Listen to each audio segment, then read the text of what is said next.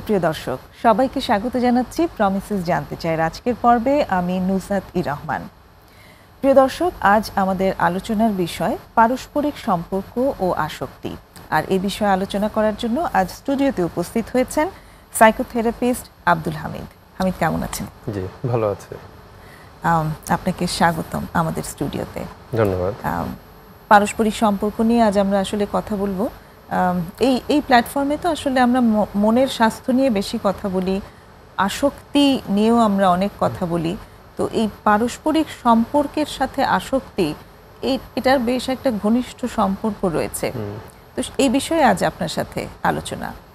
শুরুতেই আপনার কাছে যেটা জানতে চাই সেটি হচ্ছে যে এই যে পারস্পরিক সম্পর্ক, এই সম্পর্কের ভিত্তিগুলো আসলে কি, কিসের উপর দাঁড়িয়ে সুন্দর একটা পারস্পরিক সম্পর্ক গড়ে ওঠে এবং এগিয়ে চলে? ধন্যবাদ। আসলে পারস্পরিক সম্পর্কটা তৈরি করার জন্য বা এটা টিকে থাকার জন্য বা ভালোভাবে ফাংশন করার জন্য কিছু কম্পোনেন্ট রয়েছে। যেমন এই কম্পোনেন্টগুলোর উপর আমাদের একটু খেয়াল রাখা দরকার। যেমন প্রথমেই হচ্ছে যে একটা গুড কমিউনিকেশন। আমাদের পারস্পরিক সম্পর্কের মধ্যে যদি কমিউনিকেশনটা ভালো না হয় বা ওপেন কমিউনিকেশন না হয়, তাহলে কিন্তু সম্পর্কটা খুব ফাংশনাল হবে না, এটা ডিসফাংশনাল হবে। হয়তো আমরা থাকবো একসাথে, কিন্তু অনেক ধরনের ঝামেলা তৈরি হবে, একজন আরেকজনকে বুঝতে পারবো না। তারপর হচ্ছে ট্রাস্ট, একটা খুব মৌলিক জায়গা যে আমাদের সম্পর্কের মধ্যে ট্রাস্ট বিল্ড হওয়া, আমরা একজন আরেকজনকে ট্রাস্ট করতে পারা, বিশ্বাস করতে পারা। তারপর হচ্ছে আপনার কমিটমেন্ট, যে আমরা পরস্পরের প্রতি কমিটেড থাকা একজন আরেকজনের প্রতি। তারপরে হচ্ছে কেয়ারিং, শেয়ারিং, তারপরে হচ্ছে আন্ডারস্ট্যান্ডিং, কম্প্রোমাইজিং, তারপরে হচ্ছে আপনার অ্যাপ্রিসিয়েট করা। সম্পর্কের মধ্যে অ্যাপ্রিসিয়েশনটা খুবই দরকার। আমরা অনেক সময় দেখি যে আমরা অনেক সম্পর্ককে টেকেন ফর গ্রান্টেড নিয়ে নিই। আমরা মনে করি যে আচ্ছা, সম্পর্ক তো আছেই, কিন্তু সম্পর্কের যে যত্ন করতে হয়, এই যত্নটার ব্যাপারে আমরা অনেকেই সচেতন থাকি না। সেক্ষেত্রে কিন্তু সম্পর্কের মধ্যে একটা ফাটল তৈরি হয় বা সম্পর্কের দূরত্ব তৈরি হয়। সো অ্যাপ্রিসিয়েট করাটা খুবই গুরুত্বপূর্ণ সম্পর্কের মধ্যে।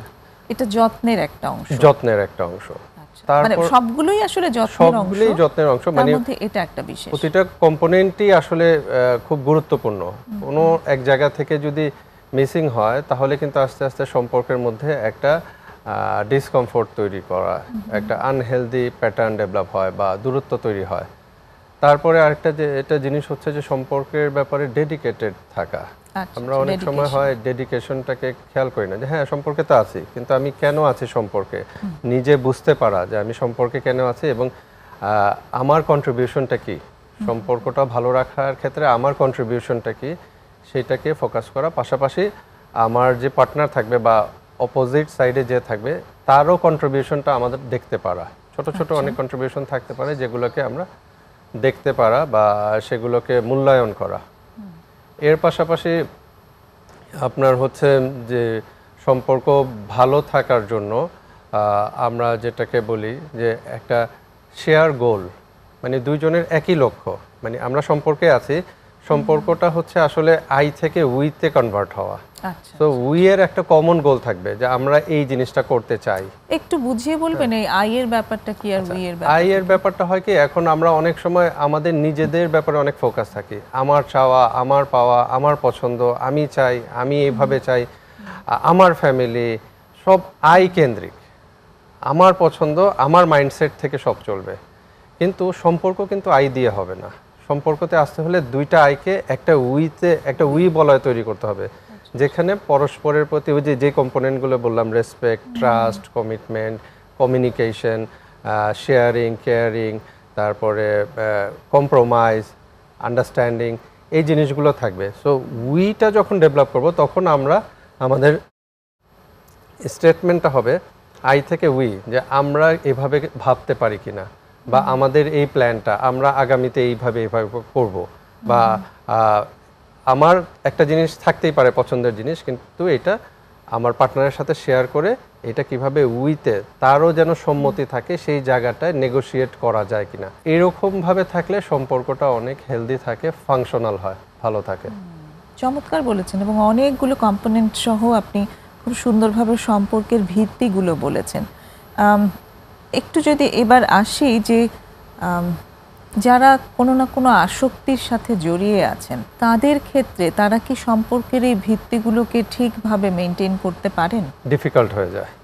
একটু উদাহরণ দিয়ে যদি বলেন। আসক্তির প্রথম পর্যায়ে হয়তো মানুষ মনে করে এগুলো কোনো ব্যাপার না, এটা আমার কন্ট্রোলে আছে। মানে আসক্তি তো আসলে প্রথম থেকেই খুব বেশি আসক্ত বা আউট অফ কন্ট্রোল চলে যায় না, কিন্তু এটা ধাপে ধাপে এগোয়। সেক্ষেত্রে কিন্তু এই যে প্রথমে যে জিনিসটা হচ্ছে কমিউনিকেশন গ্যাপ পড়ে, যে প্রপারলি কমিউনিকেশনের ক্ষেত্রে দেখা যাচ্ছে যে অনেক আসক্তির কারণে অনেক সময় হয় কি যে অনেকে মিথ্যা বলার প্রবণতা বেড়ে যায়, অনেক সময় হচ্ছে ফলস হোপ দেওয়ার প্রবণতা বেড়ে যায়। হ্যাঁ আমি সব করে দেবো, কারণ তখন তো সে সুপারম্যান। মানে আমি যদি কেমিক্যাল অ্যাডিকশনের কথা বলি, সেক্ষেত্রে তার ভিতরে একটা ফিলিংস বা তার ভিতরে এইরকম একটা চিন্তাধারা তৈরি হয় যে আই এম সুপারম্যান, আমি চাইলেই সব পারি বা আমার কন্ট্রোলেই সব। তখন দেখা যাচ্ছে যে একটা রিলেশনশিপের মধ্যে যে কমিটমেন্ট ট্রাস্টের ইস্যুগুলো রয়েছে, সেক্ষেত্রে তারা যে কমিট করে সেই কমিটমেন্টটা সে কতটুকু রাখতে পারে এটার ব্যাপারে তার হয়তো ওইরকম অ্যাওয়ারনেস থাকে না। সে বলে দিল, বলার জন্য অনেক বড়, অনেক মানে বোল্ডলি বলে দিল এটা করে দিব, ওইটা করে দিব, এই করবো সে করবো, কিন্তু যখন সে ফাংশন করতে যায় তখন দেখা যায় তার লিমিটেশন তৈরি হয়, সে এটা করতে পারে না। পাশাপাশি হচ্ছে যে ট্রাস্টের একটা মানে ব্রেক হয়, একদম বিশ্বাসের প্রথম জায়গাতে বিশ্বাসটা ভেঙে যায়। কারণ কি তারা বারে বারে একটা কমিটমেন্ট দিয়ে সেটা ব্রেক করে, রাখতে পারে না বা চ্যালেঞ্জ হয়ে যায়, এটা কন্টিনিউ করতে পারে না। এবং অনেক ক্ষেত্রে হয় যে তাদের এই জিনিসগুলো আসক্তিকে ম্যানেজ করতে গিয়ে তাদের অনেক ধরনের মানুষের সাথে ইনভলভ হতে হয়, অনেক ধরনের ভুল আশ্বাস দিতে হয়। এগুলোর কারণে হয় কি যে যারা কাছের মানুষ তাদের সাথে একটা মিসট্রাস্টের তৈরি হয়। এই মিসট্রাস্টটা পরবর্তীতে কিন্তু তাদের সম্পর্কে একটা বিশাল ঝামেলা তৈরি করে। আমি অনেক পার্টনারের কাছ থেকে এরকমটা জেনেছি যে খুব ইমোশনালি আনঅ্যাভেলেবল থাকেন। কারণ যে মুহূর্তগুলোতে তারা নেশার ভেতর থাকেন সেই মুহূর্তগুলোতে তারা পার্টনার বা পরিবারের কারোর জন্যই আসলে অ্যাভেলেবল থাকেন না। হ্যাঁ, তো এই ইমোশনাল আনঅ্যাভেলেবিলিটি একটা বড় প্রবলেম হয়ে দাঁড়ায় সম্পর্কের ক্ষেত্রে। এবং একটা ছোট বিরতি নেওয়ার সময় হয়ে এসেছে, আমরা এসে তারপর কথা বলছি। আপনি প্লিজ মনে রাখুন যে পয়েন্টটা ধরে এসেছিল। প্রিয় দর্শক, একটা ছোট্ট বিরতির সময় হয়ে এসছে, আমাদের সাথেই থাকুন প্লিজ।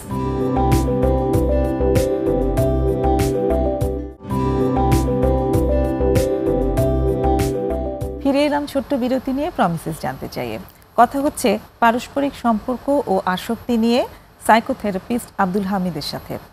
হামিদ, যে জায়গাটায় আমরা ছিলাম যে একজন মানুষ যখন আসক্তিতে থাকে তখন তার পারস্পরিক সম্পর্কগুলো চালিয়ে নেওয়ার ক্ষেত্রে বিভিন্ন ধরনের অসুবিধা হতে থাকে, আপনি বলছিলেন কিছু একটা। যে সেক্ষেত্রে আরেকটা যেটা জিনিস আমরা বলছিলাম যে তাদের যে কেয়ারিং শেয়ারিং এর বিষয়ে কিন্তু তারা প্রপারলি অ্যাটেন্টিভ থাকতে পারে না।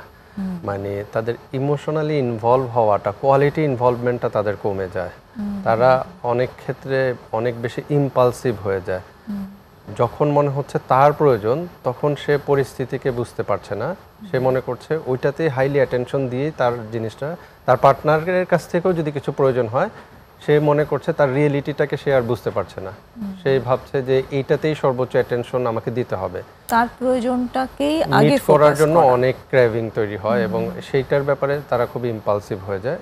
এটার পাশাপাশি যখন এটা না পায় তাদের যে ইমোশনাল আউটবাস্টটা হয়, সাধারণ মানুষ হলে এটার একটা ব্যালেন্স থাকে। আমি যদি রেগে যাই বা দুঃখ পাই, কষ্ট পাই, এটার একটা মাত্রা থাকে যেটা সহনীয় মাত্রা। তাদের ক্ষেত্রে হয় এটা আউট অফ ব্যালেন্স চলে যায়, হয়তো এক্সট্রিম পর্যায়ে চলে যায়, একদম এটা হয়তো ফিজিক্যাল টর্চারেও চলে যেতে পারে, ভাঙচুর হতে পারে, বা অনেক সময় মনে হচ্ছে যে এক ধরনের ব্ল্যাক অ্যান্ড হোয়াইট পারসেপশন তাদের ডেভেলপ হচ্ছে যে ও তার মানে তুমি আমাকে ভালোই বাসো না, মানে একেবারেই সে উইথড্র করে ফেলছে। সো এইরকম এক্সট্রিম পর্যায়ের ইমোশনাল আউটবাস্টগুলো হয়, যেটাতে পার্টনারের এটার সাথে কোঅপারেট করা, এটার সাথে ভালোভাবে যাওয়াটা ডিফিকাল্ট হয়ে যায়, চ্যালেঞ্জিং হয়ে যায়। মানে পার্টনার বুঝতে পারে না যে আসলে এক্সট্রিম পর্যায়ে এরকম কিভাবে সম্ভব। তার আদার্স রিয়েলিটি রেসপন্সিবিলিটি রয়েছে, সেগুলোর বাদ দিয়ে হঠাৎ করে তার মতো চিন্তা করাটা তো ডিফিকাল্ট। পাশাপাশি হচ্ছে যে তাদের রেসপন্সিবিলিটি নেয়ার জায়গাটা অনেক, দায়িত্ব কমে যায়, দায়িত্ববোধের জায়গাটা অনেক মিনিমাইজ হয়ে যায় বা ফাংশন করে না। তারপরে হচ্ছে সোশ্যালি একটা ট্যাবু তৈরি হয়, বা সোশ্যালিও তারা অনেক ক্ষেত্রে কিন্তু এক ধরনের লেবেলিং হয়ে যায় যে সে আসক্ত, রিহ্যাব করেছে, নেশাগ্রস্ত। তো সমাজের অন্যরাও কিন্তু তাকে অনেক বেশি ট্রাস্ট করতে পারে না। এইটা অ্যাজ এ পার্টনার হিসাবে কিন্তু এই সব কিছুই তাকে নিতে হয়, পার্টনারকে নিতে হয়। এবং অনেক ক্ষেত্রে অনেকেই বলে যে পার্টনার বুঝালেই তো পারে, পার্টনার একটু কোঅপারেট করলেই তো পারে। দোষগুলো সব চলে আসে, রেসপন্সিবিলিটির জায়গাটা চলে আসে পার্টনারের উপর। পার্টনার কেন পারে না? হ্যাঁ, সো পার্টনার কিভাবে পারবে? পার্টনার তো একটা হিউম্যান বিং, আর পার্টনারের হিউম্যান বিং সে পারতে হলে তো তার একটা জায়গায় তো একজন অ্যাডাল্ট মানুষের ফাংশন করতে গেলে মানে যদি উইটা ফাংশন করতে যায় দুইজনেরই অ্যাক্টিভ থাকতে হয়। কেউ একটু কম বেশি হতে পারে, কিন্তু একজন যদি একদম ইনঅ্যাক্টিভ থাকে বা একেবারেই ডিসফাংশনাল থাকে, আরেকজনের পক্ষে কিন্তু সব কিছু কাভার করে ফাংশন করাটা অনেক ডিফিকাল্ট হয়ে যায়। সেই ক্ষেত্রেই এই চ্যালেঞ্জগুলো তৈরি হয়। এবং পাশাপাশি হচ্ছে একটা অনিশ্চয়তা, সবচাইতে বড় যে জিনিসটা হচ্ছে যে রিলেশনশিপের একটা অনিশ্চয়তা, কতদিন এটা থাকবে। মানে পার্টনার হয়তো আরেক দিক থেকে চিন্তা করছে যে আমার তো একটা ইনসিকিউরিটি ডেভেলপ হয়েছে, কারণ আমার পার্টনার যদি এইরকম আচরণ করে, ইনসিকিউর আচরণ করে বা এইরকম ট্রাস্ট ব্রেক করে, তাহলে তো মানুষ আসলে ইনসিকিউর ফিল করা শুরু করে। মানে এই জায়গাগুলোতে আসলে চিকিৎসার কোনো অল্টারনেটিভ নেই। আসক্তিতে যদি কেউ মানে কোনো একজন পার্টনার যদি আসক্তিতে গেছেই, তাকে যে কোনো ভাবে চিকিৎসার আন্ডারে নিয়ে আসা, এটাই হচ্ছে একমাত্র সমাধান। আরেকটা দিক নিয়ে যদি একটু আমরা আলোকপাত করি, সেটা হচ্ছে, এটা তো আমরা কেমিক্যাল অ্যাডিকশন নিয়ে বললাম, এই যে সম্পর্কে আসক্তি, এটিও কিন্তু এখন দেখা যায় যে বিভিন্ন রকম আবেগীয় সম্পর্কে জড়িয়ে যাচ্ছে, একটার পর একটা জড়াচ্ছে, এবং এই আবেগীয় সম্পর্কেই আসক্ত হয়ে যাচ্ছে। এই নতুন ধরনের আসক্তিটি সম্পর্কে যদি একটু বলেন। এটা হচ্ছে, হ্যাঁ, রিলেশনশিপ অ্যাডিকশন, যেটা হচ্ছে যে লাভ অ্যাডিকশনও বলা যেতে পারে। যে অনেক সময় হচ্ছে যে মানুষ সম্পর্কটাকেই বা কোনো সিগনিফিকেন্ট একটা সম্পর্ককেই সে অনলি পার্ট অফ লাইফ বানিয়ে ফেলে, one of the part of life না। আমাদের অনেক কিছুই থাকতে পারে, বাট এইগুলো সব কিছুই হচ্ছে পার্ট অফ লাইফ। হ্যাঁ, কিন্তু সেক্ষেত্রে তারা অনেক ক্ষেত্রে এইভাবে ভাবা শুরু করে যে এইটাই হচ্ছে only part of my life, যে এইটা ভালো থাকলে আমি ভালো থাকবো, এইটা ফাংশন করলে আমি ফাংশন করব, বা এইখানে কোনো ঝামেলা হলে আমার বাকি সব জায়গায় ড্যামেজ হয়ে যাবে বা ফাংশন করবে না। এইটাই হচ্ছে এক ধরনের সম্পর্কের আসক্তি, যে কোনো সম্পর্কের মধ্যে এমনভাবে আমি পড়ে গেছি যে আমার পার্টনার কি করছে না করছে তার প্রতিটা জিনিস নিয়ে সারাক্ষণ আমি চিন্তা করছি। বা বিষয়টা হচ্ছে এরকম যে সম্পর্ক যদি খুব বেশি ভালো না যায়, আমি রিয়েলিটির বাইরে গিয়ে চিন্তা ভাবনা করছি। যেমন সাপোজ দেখা গেল যে যদি বলা হয় যে পার্টনার তো অ্যাডিক্টেড, কোনো ব্যাপার না, অ্যাডিকশন থেকে বের হয়ে আসবে। পার্টনারের অর্থসামাজিক অবস্থার অনেক তফাৎ রয়েছে আমাদের তাদের, না এটা কোনো ব্যাপার না, এগুলো সব কাভার হয়ে যাবে। তারপরে হয়তো একই ধর্মের না, ডিফারেন্ট, এটা একটা চ্যালেঞ্জ, বা প্যারেন্টসরা মেনে নেবে না, না এগুলো সব, মানে সব কিছুই ম্যানেজ হয়ে যাবে, কিন্তু তারপরও তাকেই পেতে হবে। হ্যাঁ, যে এই যে লজিক্যাল ইরোর, যে আমি যে লজিকগুলো দেখাচ্ছি এগুলো খুব ত্রুটিপূর্ণ লজিক, এগুলো গ্রহণযোগ্য লজিক না। এগুলো দিয়ে হলে আমি ভ্যালিড করার চেষ্টা করছি যে না, সম্পর্কটা আমার থাকতে হবে, বা সম্পর্কটা আমার জন্য খুবই ইম্পর্টেন্ট এবং এটা ফাংশন করবে। কিন্তু যদি লজিক্যালি দেখানো যায় যে কোথায় ফাংশন তো করছে না, এখন বলে যে না এগুলো সব ঠিক হয়ে যাবে, সম্পর্কে গেলে সব ঠিক হয়ে যাবে, এই যে একটা আসক্তি, এইটা হচ্ছে আসলে সম্পর্কের আসক্তি। এবং এই আসক্তিতে অনেক সময় হয় যে আমাদের ফুল টাইম অ্যাটেনশন আমরা অনেক ক্ষেত্রে চাই, কন্টিনিউ অ্যাটেনশন চাচ্ছি, 24/7 আমরা আরেকজনের ব্রেইনে ঢুকে যাচ্ছি, যে সে কি ভাবছে, সে কি চিন্তা করছে, তার পার্সোনাল স্পেসের ভিতর ঢুকে যাচ্ছি। হ্যাঁ, পার্সোনাল বাউন্ডারি ক্রস করছি, কোনো বাউন্ডারি থাকছে না, তুমি মানি আমি, আমাদের দুইজনের একই চিন্তা হবে। সো আরেকজন মানুষ, আরেকটা সত্তা, এটাকে আমরা ওভারল্যাপ করে ফেলছি, যে না আমরা মানি হচ্ছে একই চিন্তা, একই ভাবনা, একই সব হবে। এই ধরনের এক ধরনের অ্যাডিকটিভ বিহেভিয়ার অনেক সময় মানুষের মধ্যে দেখা দেয়, এবং তারা কন্টিনিউ একটা রিলেশনে না থাকলে অনেক বেশি শূন্যতা তৈরি হয় তাদের মধ্যে। তারা মনে করে যে রিলেশন নাই মানে কিছুই নাই। এবং এই ধরনের সম্পর্কের মধ্যে কিন্তু পার্টনাররা ভীষণ বার্ডেন্ড থাকে। কারণ ওই যে পার্সোনাল বাউন্ডারিটা থাকে না, আর দুজনের একই চিন্তা হতে হবে, একই পছন্দ হতে হবে, সবকিছু একই একই হতে হবে। তাতে কিন্তু দেখা যায় একজনেরটাই আসলে চাপিয়ে দিচ্ছে, একই হতে হবে বলতে আমারটাই তোমারটা হতে হবে, এরকমটাই সাধারণত হয়ে যায়। তো যেহেতু চাপিয়ে দেওয়া হয় তখন অপরপক্ষ কিন্তু ওভারবার্ডেন থাকে অলওয়েজ, তার জন্য ভীষণ সাফোকেটিং থাকে এই সম্পর্কটা। এবং পরবর্তীতে হয় কি যে একটা সময় পর্যন্ত সে ওটা হজম করতে পারে, প্রসেস করতে পারে বা ওটা মানিয়ে নিতে পারে, কিন্তু তারপরে গিয়ে যখনই পারে না তখনই মনে হয় যে তোমাকে আর আমার ভালো লাগে না, বা তুমি তোমার হয়তো আমার ভালো লাগে না, বা এই সেই, তখনই আবার মিসট্রাস্ট শুরু হয়। এবং অনেক ক্ষেত্রে দেখা যায় যে অনেকে হচ্ছে আবার অল্টারনেটিভ হিসেবে আরেকজন পার্টনারও রেখে দেয়, যে আচ্ছা ওর সাথে সম্পর্কটা যদি না যায় তাহলে আরেকজনের সাথে যাবে, মানে তাদের সম্পর্কের মধ্যে থাকতে হবে। এইটাই হচ্ছে এক ধরনের অ্যাডিকশন। অ্যাডিকটিভ বিহেভিয়ার কি, যে যেটা না করলে আমার ক্র্যাভিং হয়, খারাপ লাগে, আমি ফাংশন করতে পারি না। রিলেশনশিপ অ্যাডিকশন মানে হচ্ছে যে কোনো না কোনোভাবে তাকে একটা সম্পর্কে থাকতে হবে, বেশি দিন এটার বাইরে গিয়ে নিজের ইভেন অনেক সময় হচ্ছে যে এই সম্পর্কের কারণে যে নিজের পেশাগত যে পেশাগত বিকাশ বা যদি ক্যারিয়ারের চিন্তা, এগুলো থেকেও অনেক ক্ষেত্রে অনেকে কিন্তু ডাইভার্ট হয়ে যায়। আমরা একটা ছোট বিরতি নিয়ে আসছি, আমরা এই আলোচনায় থাকবো বিরতির পর।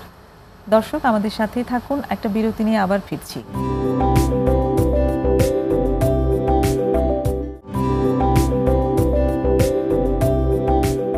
আবারও ফিরে এলাম ছোট্ট বিরতি নিয়ে প্রমিসেস জানতে চাইয়ে। আজ কথা হচ্ছে পারস্পরিক সম্পর্ক ও আসক্তি নিয়ে সাইকোথেরাপিস্ট আব্দুল হামিদের সাথে। সম্পর্কের আসক্তি বা রিলেশনশিপ অ্যাডিকশন নিয়ে আমরা কথা বলছিলাম। এটা আসলে কি কারণে হয়? এটার আসলে অনেকগুলো কারণের মধ্যে একটা কারণ হতে পারে যে তার চাইল্ডহুডের কিছু ইনসিকিউরিটি হতে পারে, চাইল্ডহুডের কোনো ট্রমা হতে পারে, চাইল্ডহুডের কোনো অযত্নের জায়গা থাকতে পারে, বিশেষ করে বুলিংয়ের জায়গা থাকতে পারে। এইগুলোর কারণে এটা পরবর্তীতে গিয়ে অ্যাডাল্টহুডে গিয়ে অনেক সময় মানুষের এই সম্পর্ক থেকে তার কিছু রিকগনিশন, কিছু অ্যাটেনশন, চাওয়া পাওয়ার জায়গাগুলোর পাওয়া জায়গা তৈরি হতে পারে, বা চাওয়ার জায়গাটা অনেক বেশি প্রকট হয়ে উঠতে পারে। একটু উদাহরণ দিয়ে বলা যায়? যেমন দেখা গেল যে একটা ফ্যামিলিতে 3-4টা বাচ্চা আছে, হয়তো দেখা গেল একজনকে খুব বেশি নেগলেক্ট করা হচ্ছে, তাকে খুব প্রায়োরিটি দেওয়া হচ্ছে না, বা সে প্রপারলি অ্যাটেনশন পাচ্ছে না, যত্ন পাচ্ছে না, বা ওই সময়কার জন্য হয়তো তার কিছু রিয়েল কজ ছিল, তার সিচুয়েশন এমন ছিল যে যেখানে সে খুব বঞ্চিত হয়েছে, অবহেলিত হয়েছে।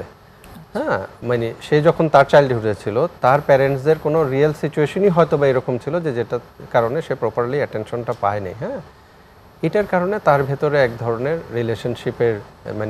রিলেশনশিপ বা একটা ভালো বা এক ধরনের রিলেশনশিপের প্রতি তার একটা আসক্তি তৈরি হতে পারে, যে তাকে তার গ্রিপের মধ্যে সময়ের অ্যাটেনশন না পাওয়ার যে একটা ক্ষুধা, সেই রিকগনিশনের ডিপ্রাইভেশনটা তখন সেই রিলেশন থেকে চাইতে পারে, অনেক কন্টিনিউ চাইতে পারে, কারণ সে বহু কাল থেকে, এটাকে আমরা বলি সাইকোলজিক্যাল হাঙ্গার, যে মানুষের যে এই হাঙ্গারগুলো যদি দীর্ঘদিন ধরে সে না হাংরি থাকে, পরবর্তীতে কিন্তু এইটার একটা অ্যাবনর্মালি বহিঃপ্রকাশ হতে পারে। এইটারই একটা জায়গা হতে পারে যে আপনার রিলেশনশিপ অ্যাডিকশন, যে আমি তাকে পাচ্ছি, সারাক্ষণ তাকে আমার প্রতি মনোযোগ দিতে হবে, বা আমি তার প্রতি সারাক্ষণ আটকে থাকবো। সামাজিক প্রেক্ষাপটে এইরকম ঘটনা অনেক পাওয়া যায়, যেটা খুবই দুঃখজনক, এবং একটু সচেতন বোধহয় সবারই হওয়া উচিত, যে আমি নিজেকে নিয়ে সচেতন হওয়া, কিংবা কোনো একজন পার্টনার যদি হয়ে থাকে সেই পার্টনারকে নিয়ে সচেতন হওয়া, যে আসলে কি হচ্ছে, অসুবিধাটা কোথায় হচ্ছে। ইউজুয়ালি আমরা খুব জাজমেন্টাল হয়ে যাই। হ্যাঁ, যে জায়গাটা আপনি বলছিলেন যে যখনই একটা সময় পর্যন্ত পার্টনার বার্ডেনটা নিতে পারে, একটা সময় গিয়ে কিন্তু সে আর নিতে পারে না, তখনই বিচ্ছেদ চলে আসে। তো সেইখানটাতে তো একটা জাজমেন্ট অবশ্যই কাজ করে, তাই না? সেখানে জাজমেন্টাল না হয়ে যদি একটু কোথায় অসুবিধা হচ্ছে সেখানটা একটু ঝুঁকে দেখা যায়, কোনো একটা প্রফেশনালের হেল্প নেওয়া যায় সেই সময়টাতে, অবশ্যই, তাই না? এবং এই ক্ষেত্রে আরেকটা যেটা আমরা হয়তো এটা বলতে পারি যে এটাতে কিছুটা সোশ্যাল মিডিয়ারও ভূমিকা রয়েছে, যে রিব্র্যান্ডিং হচ্ছে অনেক কিছু, যে অনেক সময় এই যে এই আমার পার্টনার আছে, পার্টনারকে নিয়ে অনেক ব্র্যান্ডিং করার একটা প্রবণতা তৈরি হয় যে আমি এরকম সেরকম। তখন সবারই যে চাইল্ডহুডে এরকম ইস্যুজ রয়েছে, বিষয়টা এরকম না, কিন্তু আমাদের হয় কি পেয়ার গ্রুপের একটা ইনফ্লুয়েন্স তো থাকে। সো পেয়ার গ্রুপের মধ্যে কিন্তু অনেক সময় এই জিনিসগুলো নিয়ে অনেকে মাতামাতি করে, এইটাকে আবার অনেকেই মনে করে যে না এইটা হচ্ছে এখনকার যুগের একটা চাওয়া। কিন্তু সাফারিংগুলো কিন্তু কেউ দেখে না, ডার্ক সাইডগুলো কেউ দেখে না, যে আরেকটা মানুষ যে এই যে আত্মহননের পথ বেছে নিচ্ছে, অ্যাডিকশনে চলে আসছে এইগুলো সাফারিং থেকে, তার সোশ্যাল সিস্টেমটা ডিসফাংশনাল হয়ে যাচ্ছে, তার পারিবারিক হারমোনি নষ্ট হচ্ছে, এগুলো কিন্তু কেউ দেখে না। দেখছে শুধু তার ইমপ্রেস হচ্ছে ওয়াও রিলেশনে আছে বা সে রিলেশনে অবশ্যই যেতে পারে, অবশ্যই এটা ভালো থাকবে, কিন্তু ওর আগে নিজেকে বুঝতে হবে যে আমার কোন জায়গাটায় আমি কতটুকু ব্যালেন্স আছি, আমি হেলদি বাউন্ডারি মেনটেন করতে পারি কিনা পার্টনারের সাথে। এখানে কিছু নলেজের ঘাটতিও আছে বলে আমার কাছে মনে হয়। আমি যেমন খুব কমনলি দেখি যে পার্টনারের ফেসবুক আইডি পাসওয়ার্ড সেটা জেনে নিতে হবে, এবং পার্টনারের কখন কি করছে সেই জায়গাগুলোতে তাদের নলেজ থাকতে হবে, মনিটরিং করতেই হবে। এই জায়গাটাতে সবাই যে এরকম নয় যে মানে তারা অসুস্থভাবে করছে, এটা দেখেছে অনেকেই করে। আপনি যে পিয়ার গ্রুপের কথা বললেন, সমবয়সী অন্যরা করছে, সেখান থেকে দেখেও সে শিখেছে যে মানে লাভ রিলেশনশিপ হলে সেখানে এরকমই করতে হয়। এটা হচ্ছে একটা সিম্বল যে তোমাকে পাসওয়ার্ড দিয়েছে মানে তোমাকে ট্রাস্ট করেছে, কিন্তু এটা যে একটা আনহেলদি প্যাটার্ন, এটা যে ম্যাচিউর একটা আচরণ না, এই জিনিসগুলোই কিন্তু বুঝতেছে না, এবং এটা যখন বুঝে তখন এটা অনেক বেশি ডিজাস্টার হয়ে যায়। অনেক বেশি প্রত্যেক মানুষেরই একটা পার্সোনাল স্পেসের দরকার আছে, খুব ব্যক্তিগত একটা গোপনীয়তার তো অবশ্যই প্রয়োজন আছে, এবং তার মানে এটা নয় যে সে সঙ্গীর সাথে সে কোনো অন্যায় করবে কিংবা মিসট্রাস্ট করবে, অবিশ্বাসমূলক এমন কোনো কাজ করবে, বিষয়টা এরকম না। অবশ্যই না, তার কোনো একটা গোপন জায়গা অবশ্যই থাকতে পারে, এবং সেই প্রাইভেট স্পেসটুকু তার পাও না, এবং ওইটা একসেপ্ট যদি না করা হয় তাহলে তো রিলেশনটা আসলে যে রিলেশনের যে কমন কিছু জায়গা বললাম, trust, commitment, sharing, understanding, sacrifice করা, ডেডিকেটেড থাকা, রেসপেক্ট, হ্যাঁ, এই জিনিসগুলোকে, এই কম্পোনেন্টগুলো কিন্তু খুব বেশি না, 8টা থেকে 10টা পয়েন্ট, এগুলো যদি ধরে নেয়, যদি এইগুলোতে আমি ঠিক আছি কিনা আগে নিজেকে যাচাই করা যায়, I am okay with it, তারপরে দেখবে যে আমি পার্টনার সিলেকশনে যাব যে সেই মানুষটাও কি এটার সাথে ওকে কিনা, তাহলে একটা হেলদি ফাংশনাল রিলেশনশিপ হবে। আদারওয়াইজ সামাজিক কারণে রিলেশনে থাকা আর ফাংশনাল রিলেশন থাকা কিন্তু দুই জিনিস, এবং একটা ফাংশনাল রিলেশন কিন্তু অনেক বেশি মেন্টাল এনার্জি ক্রিয়েট করে, মানুষকে অনেক বেশি এক্সপ্লোর হতে সহযোগিতা করে তার ক্যারিয়ারে, তার সিস্টেমে, তো এটা খুবই কাম্য। তার মানে আপনি বলতে চাইছেন যে দুজন মানুষের ভিতরে সম্পর্ক থাকার মানে একেবারে ওভারল্যাপিং হয়ে যাওয়া নয়, অবশ্যই দুজন দুটো আলাদা মানুষ হিসেবে বেড়ে উঠবে, কিন্তু একসাথে থাকবে, এবং সেখানেই আসলে ওই উইটা তৈরি করা সম্ভব, আমারটাও আছে তোমারটাও আছে, কিন্তু আমাদের একটা জায়গা হলো, দুজনে মিলে একটা আমাদের জায়গা হলো, সেখানে আমারটা একেবারে বাদ দিয়েও নয়, তোমারটা একেবারে বাদ দিয়েও নয়, কিছু জায়গায় হয়তো এই সংযোজন বিয়োজনের বিষয়টি নেগোসিয়েশন করা, কতটুকু আমি যোগ করতে পারবো, কতটুকু আমার পক্ষে বিয়োগ করা সম্ভব, তাই না? জি জি, লজিক্যালি অ্যাকসেপ্ট করে নিয়ে তারপরে কমন গোল তৈরি করা। অনেক ধন্যবাদ, একটা চমৎকার আলোচনা হলো আজকের এই সভায়, আশা করি দর্শকদের ভালো লেগেছে। ধন্যবাদ। সুপ্রিয় দর্শক, আমরা একদমই অনুষ্ঠানের শেষ পর্যায়ে চলে এসেছি, আগামী সপ্তাহে আবারও অনুষ্ঠান দেখার আমন্ত্রণ জানিয়ে এখানেই শেষ করছি। খোদা হাফেজ।